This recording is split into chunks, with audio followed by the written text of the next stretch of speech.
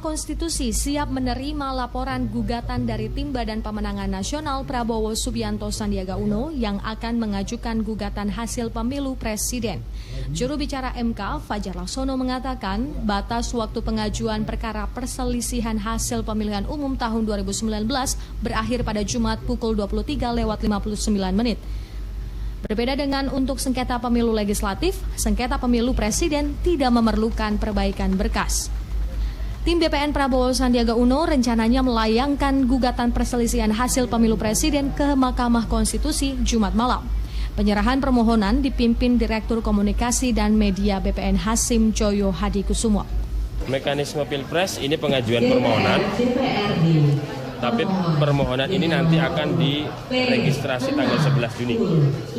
11 Juni diregistrasi, berarti permohonan itu sudah menjadi perkara. Kemudian sidang pendahuluan akan dilaksanakan 14 Juni. Kemudian tanggal 17 sampai 21 itu sidang pembuktian, pemeriksaan persidangan. Kemudian tanggal 28 Juni itu MK akan memutus perselisihan hasil Pilpres. Sementara itu, hingga Jumat siang, Mahkamah Konstitusi sudah menerima 252 permohonan perkara perselisihan hasil pemilihan umum untuk pemilihan legislatif tahun 2019. Gugatan yang masuk terdiri dari 243 kasus merupakan sengketa hasil Pileg DPR, DPRD, Provinsi, dan DPRD Kabupaten Kota. Sedangkan 9 lainnya merupakan sengketa hasil Pileg DPD RI. Namun jumlah ini tidak mencerminkan jumlah perkara yang akan ditangani MK, sebab MK akan melakukan berkas perkara terlebih dahulu. Kemungkinan masih bisa bertambah, sebab MK tidak lantas kemudian menutup begitu ya. Yang masih ingin mengajukan permohonan pun sebetulnya masih ada gitu, meskipun tenggat waktu itu telah terlampaui. Tapi persoalan itu nanti akan dinilai tersendiri oleh hakim gitu kan, terkait dengan permohonan yang diajukan melampaui tenggat waktu. Permohonan perkara perselisihan hasil pemilihan umum untuk pemilihan legislatif tahun 2019 berakhir pada Jumat pukul 1:46 dini hari. Namun MK memberikan kebijakan bagi pemohon untuk diberikan waktu hingga pukul 24.00 untuk memperbaiki atau melengkapi berkasnya. Ade Chandra, Daniel, JAK TV. Iya, pemirsa masih di Ruang Demokrasi. Saya ke Pak Fitra. Pak Fitra, ini bicara mengenai logika masyarakat begitu ya, logika masyarakat sekarang yang sudah terjadi. Kemudian juga bagaimana sih cara ukur kinerja MK sendiri begitu ya di sengketa Pilpres ini? Jadi saya kira begini ya, pembentuk undang-undang sebenarnya kasih sign ke kita gitu ya. Jadi kalau dulu MK itu orang nyebutnya, kalau MK 2004 itu, MK tuh mahkamah kalkulator itu. Jadi dia terima pembuktian, jadi MK tuh tugasnya menentukan perhitungan mana yang benar. Perhitungan penyelenggara kah atau KPU, atau perhitungan pemohon. Jadi yang kerjaan dia kerjaan menghitung aja. Nah, itu kemudian sejak 2008 MK nggak begitu lagi. Jadi dia yang dia sebut hasil, dia perluas maknanya. Hasil itu bukan setelah pencoblosan. Hasil itu adalah sesuatu yang berpengaruh pada hasil. Electoral proses juga bisa hasil. Tapi juga ada kebablasannya juga. Jadi banyak sekali pilkada, terutama di pilkada ya, itu orang akhirnya kalau selisihnya banyak pun yang maju aja ke MK. Nanti juga bisa menang kok di MK. Jadi bahkan ada ungkapan legal battle lebih penting daripada electoral proses. Jadi yang penting bertarung di MK, tungguin aja di MK.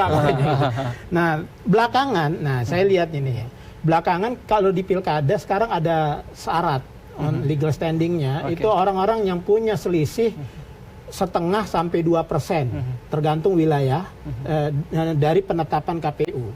Kalau dia punya selisihnya antara itu baru boleh ikut pembuktian di MK. Kalau enggak dia di NO, ditolak dia kasusnya.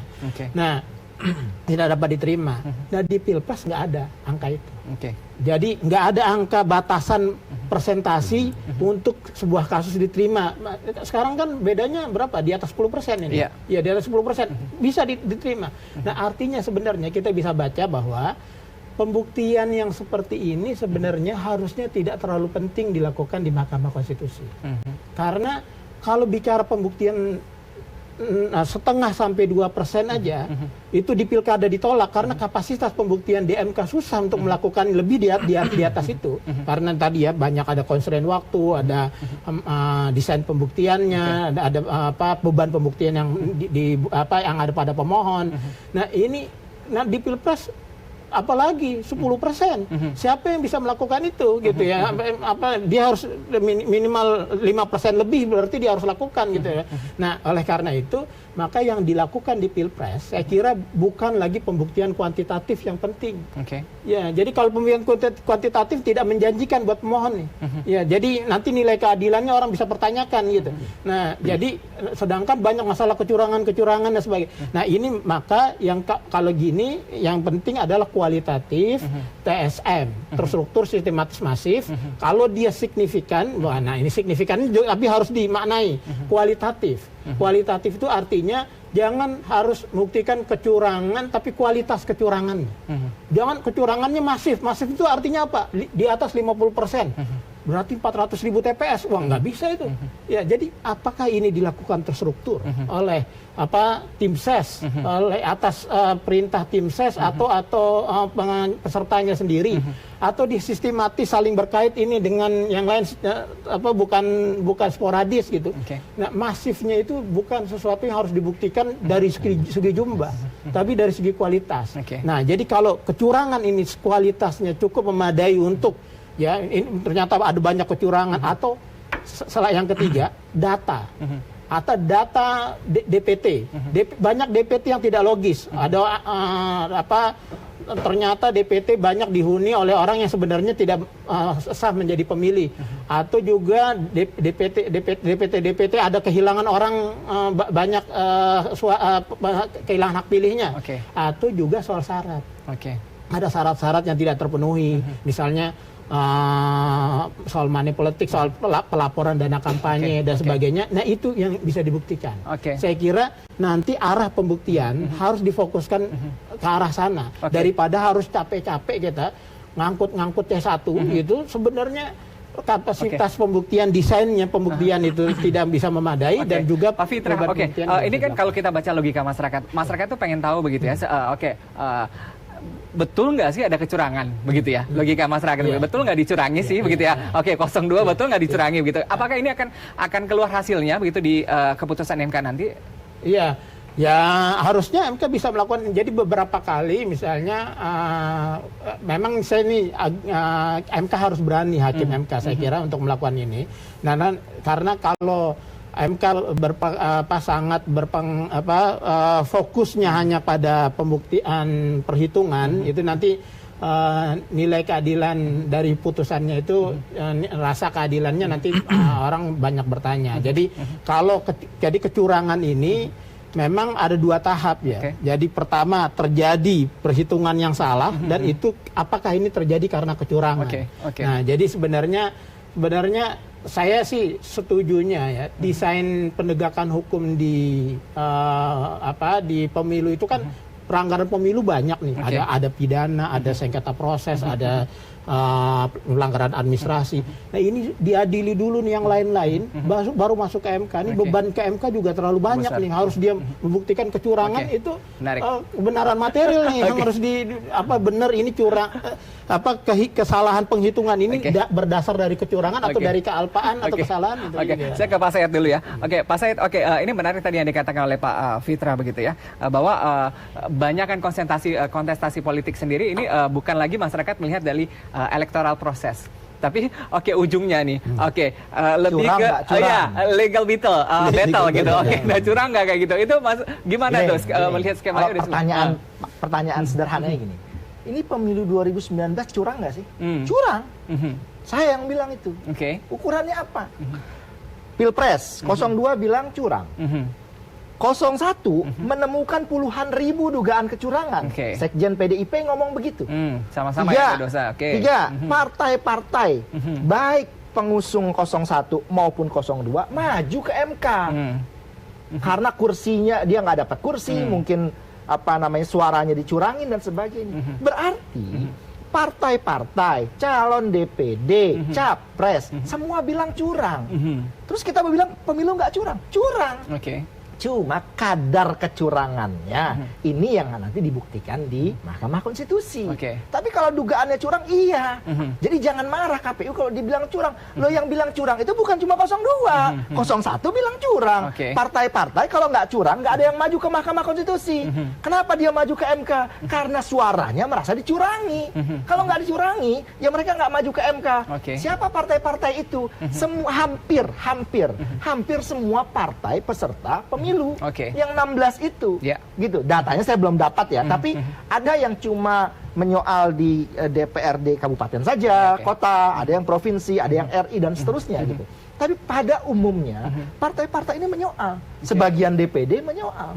Kenapa mereka menyoal? Karena ada kecurangan. Kecurangan itu bahasa politik sebetulnya. Nah, yang lebih tepatnya sebetulnya adalah pelanggaran. Kalau dalam hukumnya itu ya, dalam hukum pemilu itu pelanggaran-pelanggaran. Nah, pelanggaran itu jenisnya macam-macam. Nah, tetapi curang itu kan bahasa kalau tidak adil dan tidak jujur, maka lawannya adalah curang, gitu loh. Nah, kalau terjadi pelanggaran ya karena tidak adil dan tidak jujur. Jadi pelanggaran ya sama aja sebetulnya dengan kecurangan dalam bahasa masyarakat gitu. Nah, oleh sebab itu KPU, Bawaslu atau pihak-pihak lain ya jangan tipis telinganya kalau dibilang itu curang. Pemilu curang nggak? Iya, saya yang bilang curang. Curang kok. Kalau nggak curang mereka nggak maju ke MK. Gitu loh. Menarik. Saya ke Pak